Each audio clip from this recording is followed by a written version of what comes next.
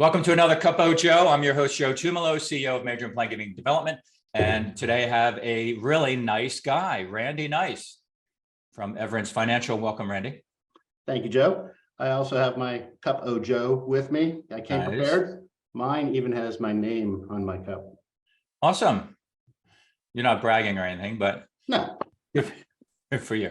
Thanks for joining us. And Randy is Stewardship Consultant at Everence for a long time now. Been 15 years. Wow, that's awesome in this business. And at the end, we'll talk about how you help people. But right now, we're going to talk about the Secure Act 2.0 in 2023. We're starting 2023, and there are some things about the act that will allow us to offer some more options to donors. Might not be a game changer, but more tools in our toolbox. Yes? That is true, Joe. And, you know, this Congress, we don't always see them get things done quickly, do we? So this is an act that was in the works for a long time, but we're glad to see some progress that was made on it. For folks sitting in the development seats, there's just a few key facts to know about. I would say, especially around qualified charitable distributions, which a lot of folks know about.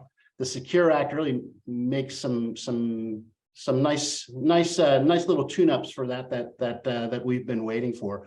The first one is a big one in that we're allowed now for qualified charitable distributions, a portion of them to go to split interest gifts.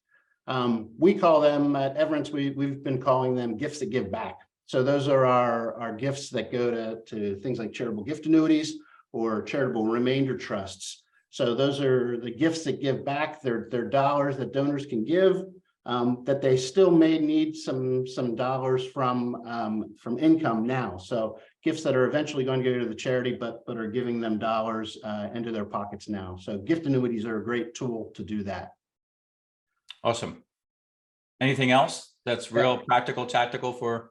Well, I'll give you a couple numbers here. You know, when you get wonky, we love numbers. So here's a couple numbers to think about. First one is 70.5. That's a number that a lot of us are aware of because that's the number where in the past people needed to start taking required minimum distributions from their IRAs. It's when the government says it's time to start taking these dollars out of savings. That number, that kind of set the baseline for us of where qualified charitable distributions can be made from. So 70.5 doesn't apply to required minimum distributions anymore, but they never changed that number. So if you have a donor who's 70.5 or older, they can make qualified charitable distributions. But at age 72 is when they actually have to start taking required minimum distributions. And the Secure Act has changed that number to 73, recognizing that people are living longer. So they're saying, okay, we're going to take that into account and say you don't have to start taking out of your IRAs quite as soon. So 72 is now changed to 73. We still have the $100,000 yearly qualified charitable distribution limit. So that's a nice big number, and that number is going to get bigger because this Secure Act has said that number is now going to be indexed to inflation. So each year it's going to tick up just a little bit. That number's kind of stayed at that $100,000 line for years, and so that number is going to start ticking up on us a little bit over the course of time. So does that $100,000 limit match any limit on the gift annuity amount? So just to clarify, if a donor is going to fund a gift annuity through the required minimum distribution, can they do a $100,000 gift annuity, or is there any limitations? They cannot. In fact, that $50,000 special new split interest gift is something new that's come into the Secure Act 2.0. And so there's a few little quirks that come with that. That $50,000 first off is one time. They get one bite at that apple in their lifetime. So they have to make $50,000 in one year. It doesn't have to be one gift, but it has to be within one year. So they could do multiple. Let's say I want to do a gift annuity with my local hospital, $25,000, and then $25,000 with American Red Cross, as an example. Exactly. They could Now to do. clarify, and if anybody from American Red Cross is listening to this, I was just picking a random charity. Well, if they do it with Everence Financial, they can name both of those charities with us. So Yeah, that and makes it easier. and quickly tell them that wonderful service you guys provide while we're talking about gift annuities, please. Yeah, so gift annuities, we work with nonprofits to serve as their gift annuity writer. We hold the risk for charities, which is a big benefit for a lot of smaller charities that may not have enough gift annuities that they're going to have a large enough pool. So we get into a little trouble with gift annuities when you have too small of a pool, because there's the old line that if you're a gift annuity owner, you live longer. And that is actually true. They've done studies and said gift annuity owners live longer. And it makes sense, because if you're in good health, if you are financially well off, your life expectancy is longer than the norm. So, but everybody's got the story of their gift annuitant who just lived until 125 years old, and their charity was obligated to make those payments. So Everence serves in that role of holding the risk for charities. We have got a large pool of gift annuities, so we can spread the risk out over a larger pool. So that's a big way to do it. We also serve in that a gift annuitant can name multiple charities in their gift annuity as the end beneficiary. And Everence is a bit distinctive from some other gift annuity administrators in that we distribute all dollars at the time of the donor's passing. Some gift annuity administrators will hold on to it and kind of trickle the dollars out to the end charity. Everence, at the time of the donor's passing, whatever remains in that charitable gift annuity, those dollars are passed on to the charity. I didn't realize all these years that you could do, as an annuitant, I can do one annuity for multiple charities.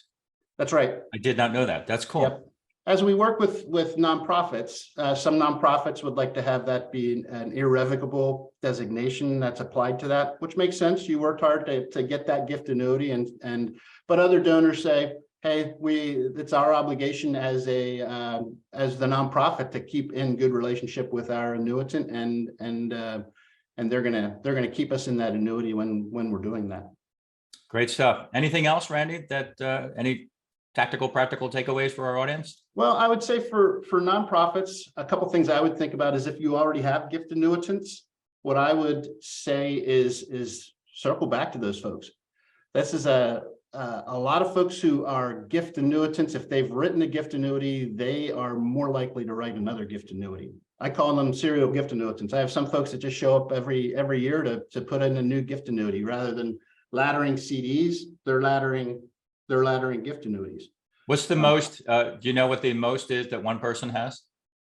I had somebody who had 12 or 13 at one point. She's passed. That was the record that I had with that person. But yeah, they just every year coming in, especially in low interest environments, it's really attractive. Interest rates are ticking up for us now a little bit, but we still have gift annuities that folks can be getting something in the order of 6 to the high 9% if they're writing a single life gift annuity. For folks who have 2 life, you can cover 2 people with that. That runs between 5.5 to the mid 9s. We usually cap out kind of in that 9.5, 9.6% range. The second thing I'll note is this is a great time for this because the American Council for Gift Annuity has just raised those rates. We've seen an increase in the rates that are offered from the American Council of Gift Annuities, and that recommendation has risen about 0.5% per age. So if you have donors who already have gift annuities, I would pick up that phone, make those calls, and say to them, hey, here's a pocket of money that you may not even have considered is available.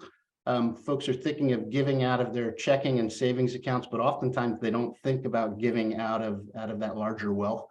So, and a lot of folks are sitting on big nest eggs with these IRAs and really are thinking of those dollars as inaccessible. So the Secure Act kind of provides an opportunity to tap into that and to have that conversation, because that's really what we want to do, is be able to start having those conversations with folks, have a good excuse to reach out and talk about what their situation is and how they can be blessing the charities that are most important to them. Awesome. And as I always say, there's no excuse. If your donor expresses an interest or asks you about gift annuities, you don't have to say, we don't do those. Call Randy and the really very nice. See what I did there? Full circle. People, Yeah. not just Randy, but everybody is so nice there at Everence. How can people get in touch with you, Randy? I'm in the Souderton, Pennsylvania office. We're in the northern burbs around Philadelphia. My region that I work in directly is kind of in the Philadelphia to Allentown region. They can reach me at 215-703-0111 or at randy.nyce@everence.com. And I'll have to say that I am nice, but I use a Y to spell my name. So it's an N-Y-C-E. Randy.Nyce, N-Y-C-E, at everence.com. Awesome. Great Thanks, stuff. Joe. Thank you, Randy. All the best.